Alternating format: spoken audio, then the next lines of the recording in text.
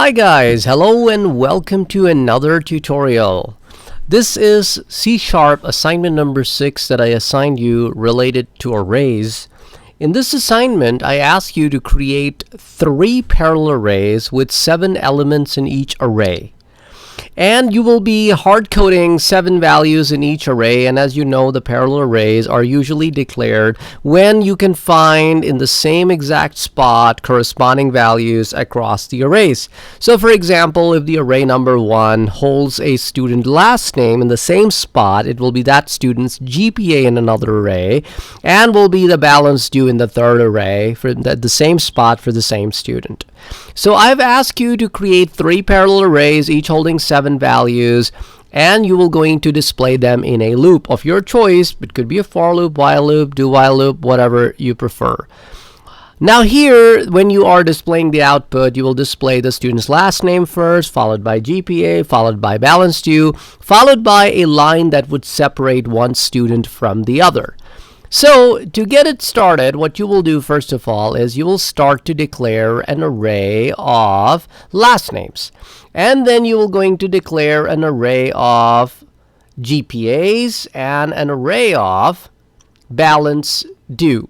Now since balance due and GPAs, they both are of the same type, therefore I just separated them by comma. I could very well declare them also as separate declaration by giving them separate data type, but then I would have to end each instruction in a semicolon. So I decided to put them under the same declaration, separating them by comma, and these are already loaded. You don't have to use the exact same last name, GPAs, and balance due. It's totally up to you, whatever values you want to use.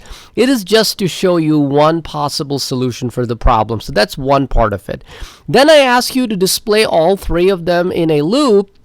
So since all 3 arrays are of the same size, therefore I'm starting at 0 and I'm stopping 1 before the length of the last names. This could be length of GPAs, length of balance due, doesn't really matter because all 3 arrays are of the same size. Then within the loop, as I'm traversing through each one of them, I'm displaying the last name, whatever is the current value of I, then going to the same spot in GPAs and displaying that student's GPA, and then going to the same spot in balance due and displaying that student's balance due and converting it to the currency format. That's what it does in the end, and then doing a line separator. So that's exactly all you have to do is to display this.